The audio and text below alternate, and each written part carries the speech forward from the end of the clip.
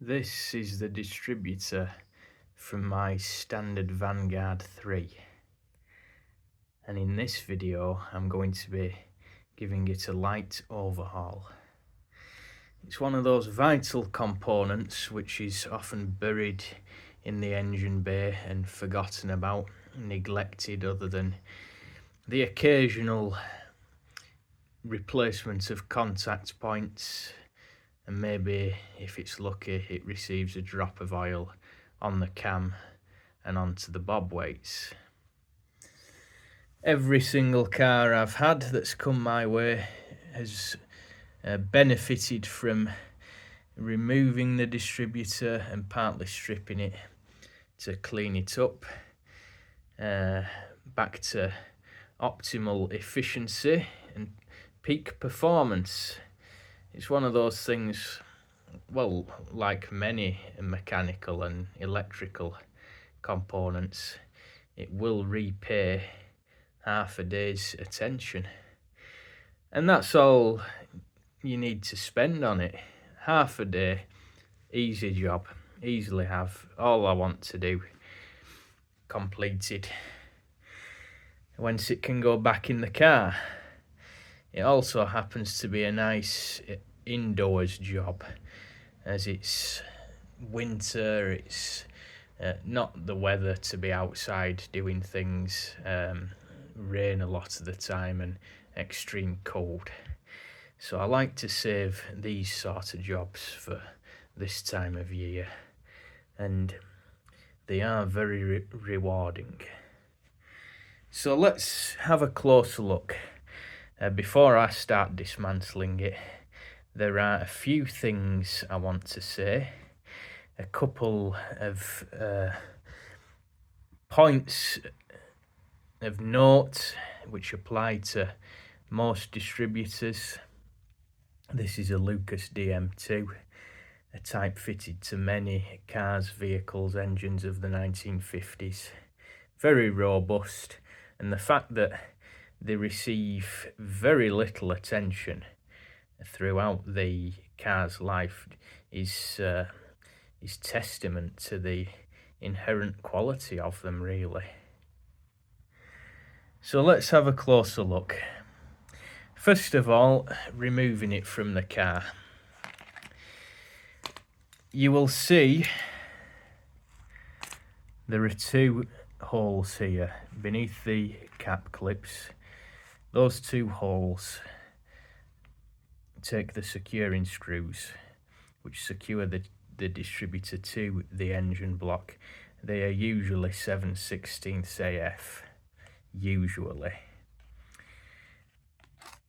This here, that's the clamp screw, which should not be disturbed. Undoing that allows the distributor body to move, and that's how you can adjust or upset unwittingly the timing. So that can be left alone and the distributor removed in perfect safety when, upon refitting to the car. Left as it is, the ignition settings won't have been disturbed. As I looked at it, being viewed under the bonnet there, I was looking at it from this vantage point. I could just really see the cap. It's only when I removed it that I found the cap to be very ill-fitting. Now, there's no maker's name on it, just that imprint there, removed to oil. No name on it, so that is going to be a poor pattern part. It's not an original Lucas quality part or any of the other reputable aftermarket manufacturers.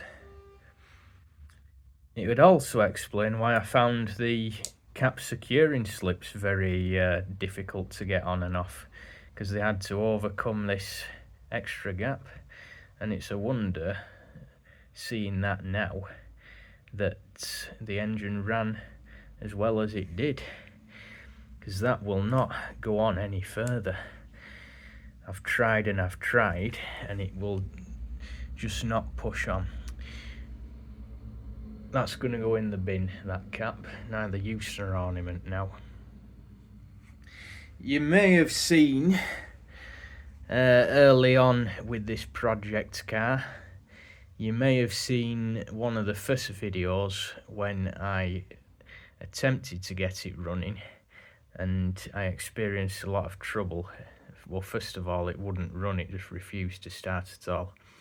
Bit of fault finding, traced it to very bad connections. This is the low tension lead from the ignition coil, and as shown in that video previously, I had to fit these new crimps because the originals were held on only by a single strand or two, so there was a massive voltage drop, or no voltage getting through at all. The casing, the actual casting itself, is very good. You never really experience any issues there. You will notice it's stamped with a series of numbers which to the uninitiated are quite a mystery. Well, this here with the arrow, that tells me it's a DM2. You should just be able to see that. The arrow is the direction of rotation, which is anti-clockwise. This stuff at the top can be ignored. Now this is the service number 40559. You can forget any letters after it really. But that service number is important because, as I just said, the DM2, this type of distributor, was fitted to many engines, many different cars, but the engines, of course, had their individual unique characteristics. So just coming across any old DM2 which might look like it'll fit and have the correct drive and everything, could be, and probably will be, the wrong one for the engine. You've got to check the service number against the specification. That has got to be the right one for the car. And the reason for that is the internal parts. It's to do with the governing weights which control the advance curves. I mean, you can end up at worst quite severely damaging an engine by fitting the wrong distributor. It's certainly highly unlikely you'll get top performance with the wrong distributor fitted. This is the correct one for the car anyway. I did a bit of research and this come back as being right for a 1957 standard Vanguard. Over the production run of a car, there could be various different types of distributor fitted with different service numbers. That was quite commonplace, especially if engines were offered in low and high compression versions. So it's something to be aware of, that service number. And just because it's what was fitted to the car, you know, as you bought it, you don't know over the last 40, 50, 60 years, whatever, you don't know what's been replaced on the car. It's quite possible replacement components have been fitted and they may not be the right type, so don't take it for granted. Always check that service number there. Moving on, I mentioned the LT lead. That's actually due for replacement really, because the insulation, it's PVC. Very very long lived, very, very long lifespan. But I can feel that's gone quite hard. Not brittle, but it's quite rigid now. So that will be replaced. HT leads, another service item. They do degrade over time. Insulation breaks down, current leaks, and you lose performance from them. So they should be examined once or twice a year. Quick test is to open the bonnet with the engine running when it's dark. Any current leakage will show up as blue sparks. You'll be able to see them quite clearly. Blue sparks tracking away from the leads, usually to earth. So then you know they're due for renewal because the insulation's breaking down. These have been fitted by someone as replacements. They've been made up by someone using those end washers there. Screw-in cap, of course, for a 1957 car, not pushing. So we've got a screw-in, they call these acorn nuts. They just hold the end in. It's a common way of making off an end to a HT lead, but there are proper crimps you can get, and that's what I'll be doing. I'll be making up a new set with the right crimps. Champion plug caps, again something that can be bought off the shelf. They've got a miniature screw inside there, so they literally just screw into wherever it is I disconnected it from. I didn't even really have to unscrew it, it just sort of fell off after the first turn. But they just screw into the end, you see, and hope they make contact. Not the best way of doing things, perfectly acceptable, but not the most sound connection going. So I've got some proper crimps and I've got a roll of HT cable. Something I'm going to deal with in future because that's a subject in itself. I've got more to say about that. Vacuum advance, that can be tested quite easily. We'll get onto that. I'm going to remove the cap. If I was going to reuse this cap, I would be examining it inside. As we've already gleaned, it's a recent replacement, pattern part. Things to check for, and this comes under routine maintenance as well. Things to check for are the segments, make sure they're clean, bright.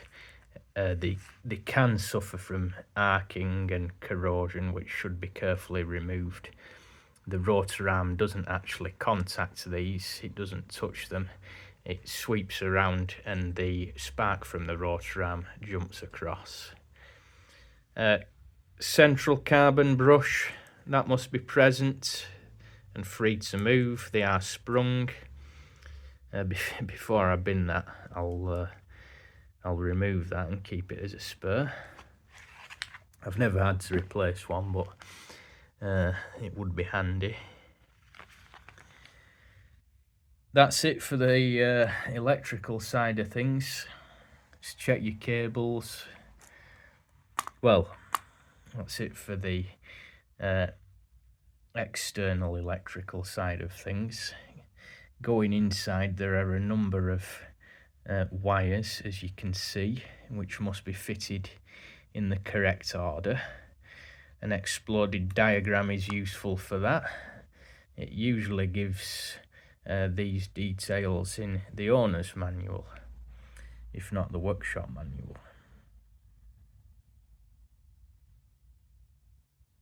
that's a rotor arm that I fitted, new old stock Park. I don't think they're going anymore, but it come in its box. Park Brothers, a localish firm, Blackburn. So that was the rotor arm. I may be able to get this off. Oh yeah, and you'll see there, the rotor arm is arrowed for direction of travel. And that, as I say, being anti-clockwise. Rotor arms, well, distributors can run clockwise as well when viewed from the top. So again, be sure to buy the right one. I'll see if I can remove this. I seem to remember it was a good snug fit on the shaft. It's not too bad. There should be a good push fit on the shaft. It shouldn't be that difficult to remove. Snug, that's the word I'm after. It should be a good snug fit. Not loose and not tight either. And here you can see what I mean. Neglect, it's disgusting. Horrible condition. But it just kept doing its job. Dutifully providing sparks. We've got the condenser there.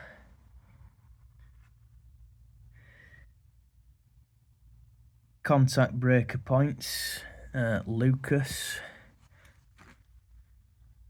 So that will be, yeah, you can just see the lettering there under the terminal post. I know they're good quality, and I know the service number for them, 423153. Common with many other cars, Morris Minors included, fitted to dozens of cars. So one set of contact points would fit a great number of models, which makes finding replacements a lot easier. What else is there? We've got the securing screw there, suffering from the usual damage where mechanics, fitters, owners have used the wrong screwdriver. It's slipped and damaged the screw head. I've got a replacement one of those. Sounds elementary, but it's surprising how many people don't use the right tools for the job. I'll mention that towards the end of this when I've fitted replacement parts to it. You'd adjust the points again coming up. I'll adjust the points by slackening this off, and you put the screwdriver in this gap here and sort of twist the screwdriver, which moves the base plate, the fixed contact. We've got various earth leads in there. They'll go again, they will. Nothing wrong with them, just a little bit tatty, but essentially sound. And as regards servicing in the car with this fitted to the car, that's about it. That's all you'd be concerned with. A drop of oil down the centre there. You never touch that screw, by the way. Just leave that as it is. Drop or two of oil down there.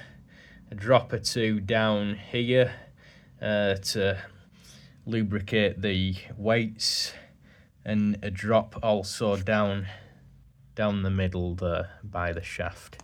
And the cam, that should be greased. Only lightly, but it should be greased. And indeed some contact points, usually the later ones from the late 60s and 1970s cars, you'll find some of them have a felt pad clipped into the points, which wipes against the cam, and you're meant to soak that, or well, not soak it wet through, but apply oil to it so it acts as a wick, a lubricating wick. So I'm going to dismantle this now. Oh aye, and this knurled nut here, that controls the advanced retard, the ignition timing. Turning this knurled nut moves the base plate. I'll show you that and you can appreciate how it works, but that's for fine tuning, micrometer adjustment of the ignition timing. So you'd get your course setting with this adjustment here on the clamp.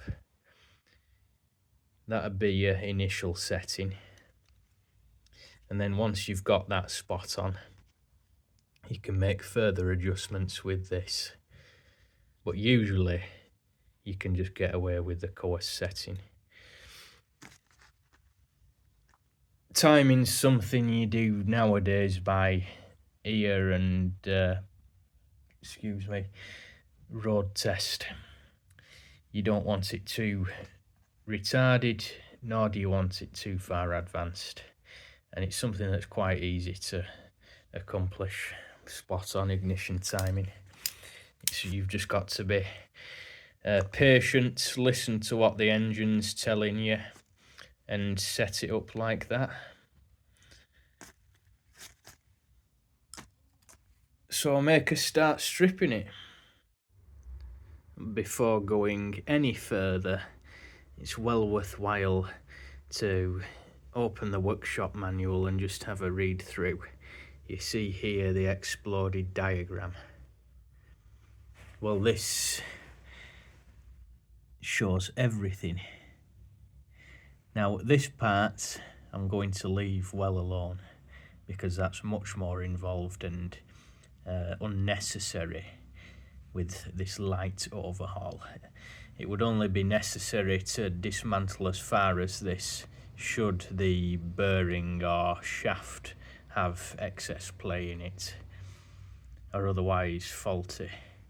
All I'm going to be doing is removing this part here, and of course the vacuum advance.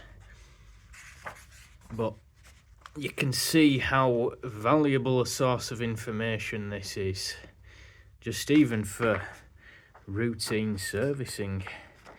It gives all sorts of information. It says clockwise there because that's viewed from underneath the rotor arm, of course.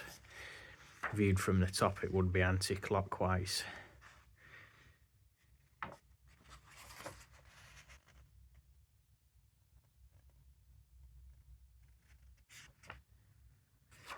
Even gives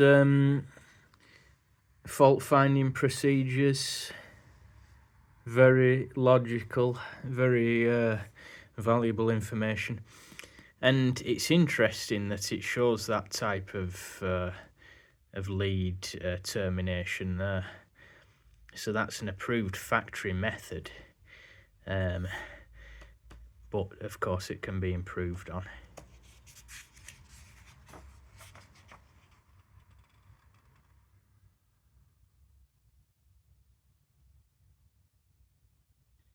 Right, on with the job. First thing to do is remove the LT lead.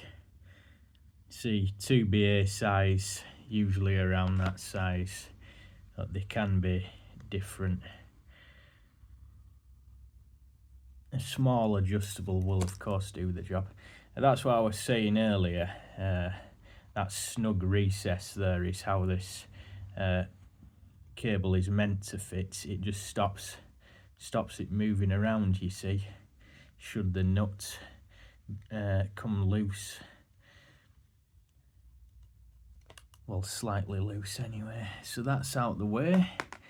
I can pop that back on there so it doesn't go walkabout. Now the next thing to remove is the actual contact breaker assembly and the capacitor. Now, as I was saying, the knackered screw head there will have been done by using a screwdriver like that, that's too small and is slightly blunted, it's rounded, so using that, even though ostensibly it would do the job, is prone to slippage, which is exactly what has happened, you see. So the correct tool for the job is a screwdriver like that, that has the right profile head, you see, right profile head, nice square tip, and that's a nice snug fit in the screw head. That's not going anywhere, that's not going to slip at all now. So I shall undo that. They always require a bit of pressure, these, because people tighten them down as hard as they can.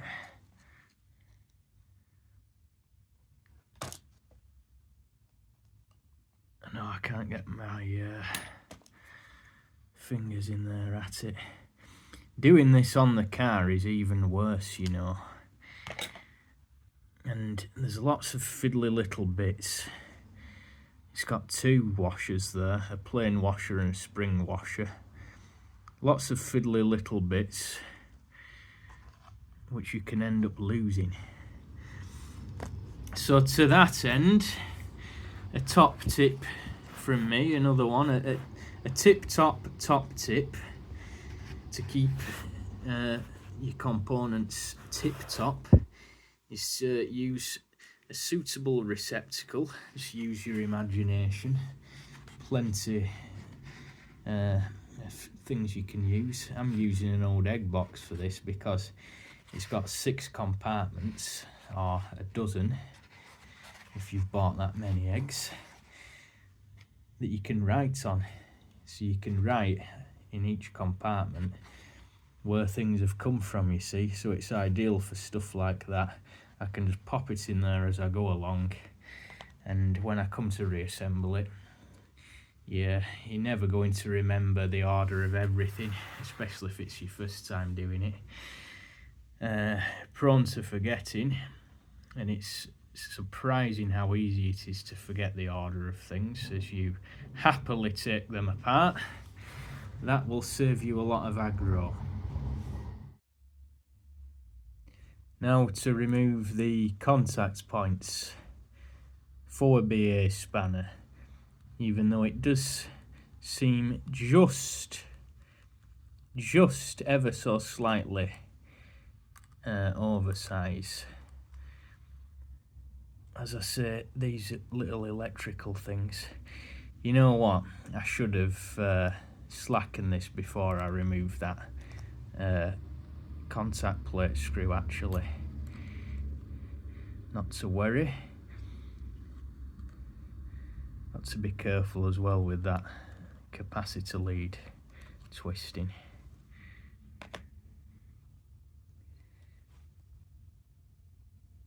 And there's a very distinct order as to how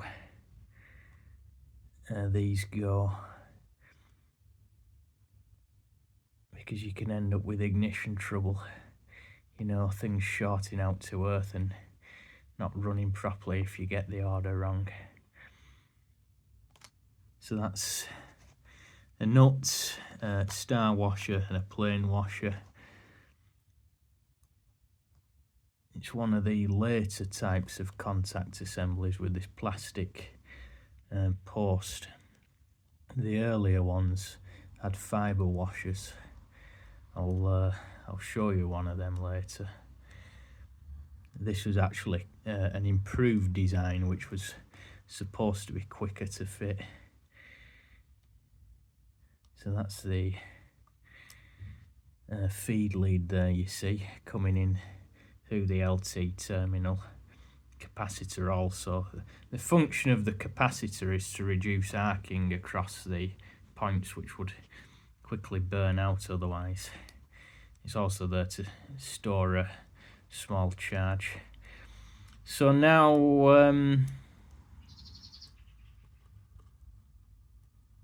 now the points assembly can be lifted away. It's actually very, very oily underneath.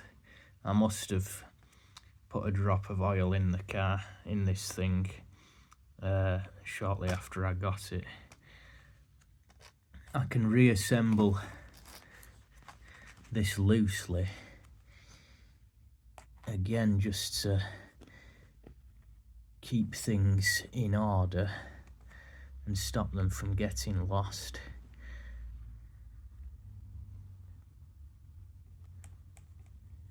And put that in my egg box along with that base plate securing screw.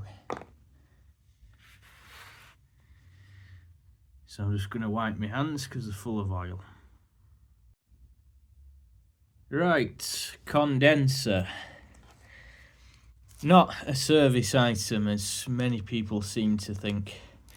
You don't need to replace a condenser except from the rare occasions they fail.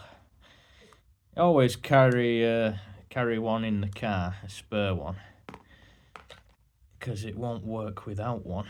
But there you see, made in England. Otherwise, it's one of them things where if it's working, leave well alone. And not any old condenser will do. Again, it's got to be correct for the engine, and that data is given in the workshop manual. You've probably seen it actually when I was going through those pages. Something like, all I can see is to hand here. Let's check the capacitance. 0.2 microfarad, and that can be checked with a suitable multimeter.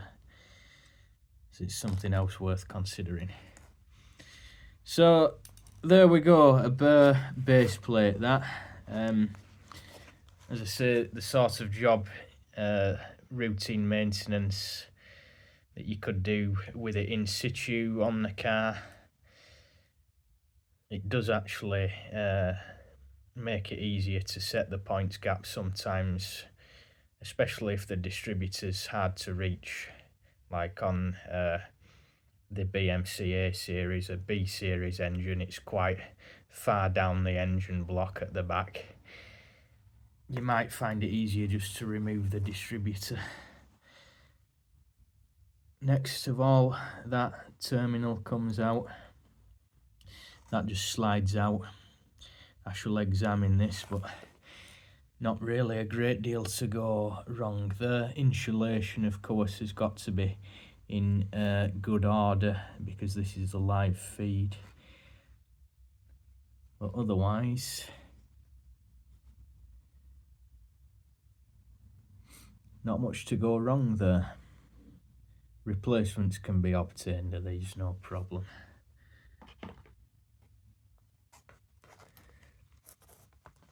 Now onto the base plate, and you'll see an earth lead there, which also needs to be in good condition. That just acts as an earth return for the contact breaker base plate, which of course moves and otherwise might not provide a satisfactory earth. Two little Phillips head screws, one either side.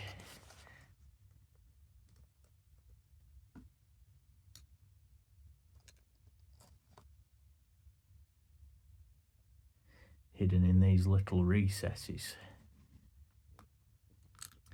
You'll notice the design of the cap. You see that? Well, that would fit over those screws, the screw heads. It's there, yes it is. Has it got its, yeah, got star washer complete. That's all there. Now for the other one, just carefully remove that, again with the star washer. Now the next job after this, because I can't just pull this out, it will, you can see it's loose. You see, it is loose there now. But before I remove that, I've got to remove the vac advance unit, disconnect that spring. Pair of tweezers, carefully lift it off its post there, move the base plate round, you see, because that's how it works. Base plate of course moves with engine vacuum. Then it can be lifted, just a second, carefully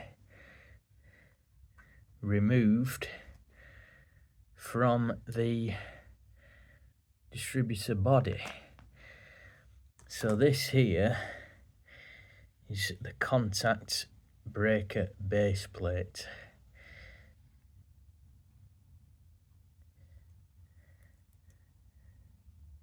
Nice and free to move, which is a good thing.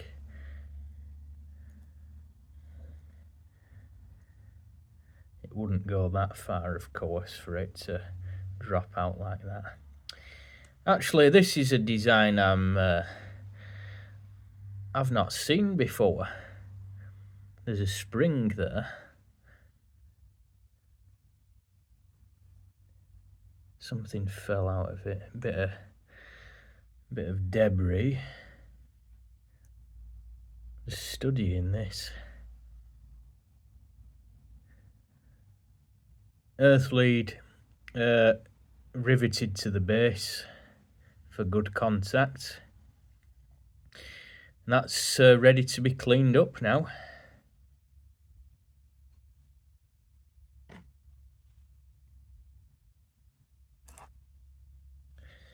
Now we can see inside, well, further down the distributor, and as I say, this is as far as I'm going with this. I'm not dismantling any further. Vac advance, yes, as I say, that's going to come out, but I'm not removing these bob weights or anything because you can end up upsetting it. My advice, leave well alone. If you've no reason to remove these, don't do it. You can't actually get them out anyway without drifting the shaft out, and there's no reason whatsoever for me to do that. The end float is fine. They're all like that. A bit of play, that's fine. There's no sideways movement at all, which tells me the bush is in good order. So yeah, it's actually cleaner than I thought it would be. You know, looking at the disgusting state of that, I thought there was going to be all sorts of horrors in here, but no, there aren't. Are there drain holes underneath? Yes, there is. I can clear that, you see, this drain hole. That's important. That needs to be kept clear. There's another one there, another little drain hole. You can't see it from this end, but when I wash that out,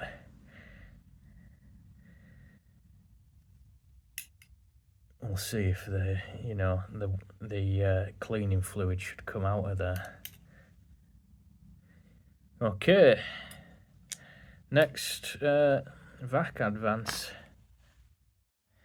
Removing the vac advance is easy, or at least it should be, as long as this knurled adjusting nut is free to move, and this is quite seized. So what, what you've got to do is just jiggle this end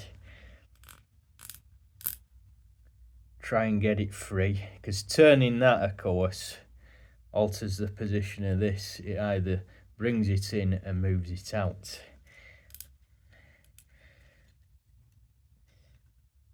So this will definitely benefit from a clean. So I'll just keep going with this.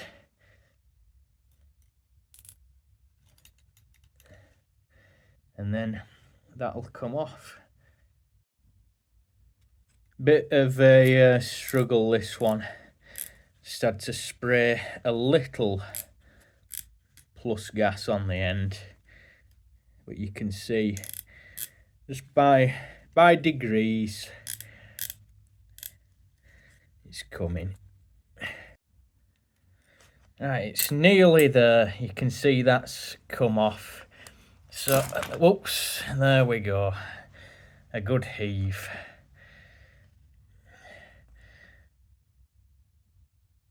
And now, because there's a spring there, you see, to keep that tensioned, we'll remove that. Just pull that out, pop it in the egg box. There was actually a part missing from this, I've realised. Some of you will know what it is. I'll show you that in just a second in the book. This little thing here, what causes the clicking, remove that and keep it safe, because during the cleanup process that is apt to get lost. So that's it. Vac advance is removed, and it's actually not that bad. The question is though, does it actually work? There's a diaphragm in there and they can fail, which would render it useless, inoperative. And that there is the part that was missing. It's a little C-clip that fits on the end of that screwed shaft. The little C-clip is just there to stop the node not being wound out too much. Right, I've cleaned it up. All parts done. Base plate dismantled and cleaned in 2 pieces. Slight, well, bit of wear visible there where it's been acting. Some tarnishing unavoidable. It seems to be aluminium. Well, some alloy. Bit of tarnishing. As I cleaned it up in the degreaser, the actual body, you know, when I was saying the original point sets are quite fiddly with lots of little washers, well, they fell out as I was blasting this through. They come out of the gap down there, so they'd obviously been dropped in there and gone forever until now. Someone would have been cursing when they got dropped. Bit of a fibre washer and a plain washer for the contact set.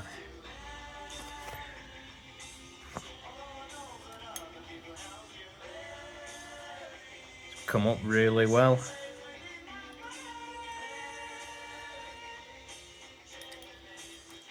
The casting is perfect, absolutely flawless. I am going to paint it though. Painting's optional, but it provides an extra layer of protection, so I'll spray it black. Now the diaphragm, the vac advance. I'll show you how to test that before you do too much work on it, cleaning it up. It's a bit rusty. That'll get some cure rust. on it before painting, just to neutralise that rust, get it treated. Otherwise it's good. The question is, does it still function as a vac diaphragm? They can often develop holes inside the diaphragm. In here it's a sealed unit. An easy way of testing it is to just take the spring there that's attached to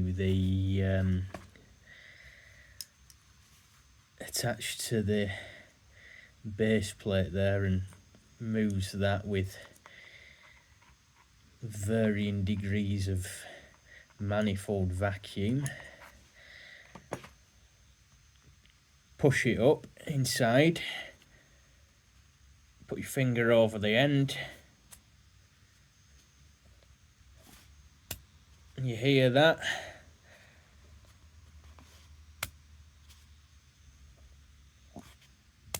That means it's working. You can hear that puff of air when I release my finger. If that wasn't happening, I'd treat that as defective. So barring paint and reassembly, there's nothing left to do on this now. I'm just getting conscious of time with this video, which is why it's going to be a two-parter. So what I'll do is I'll wrap it up now. Reassemble the base plates, but not the contact points. I'll save that for part 2. In the immortal words of Mr. Haynes, reassembly is a reversal of removal. So I'll be back in part 2 when this is painted up, and I'll run through the service procedure. Just ordinary running procedure, fitting a new set of points, gapping them, fitting the condenser. Hope you will join me.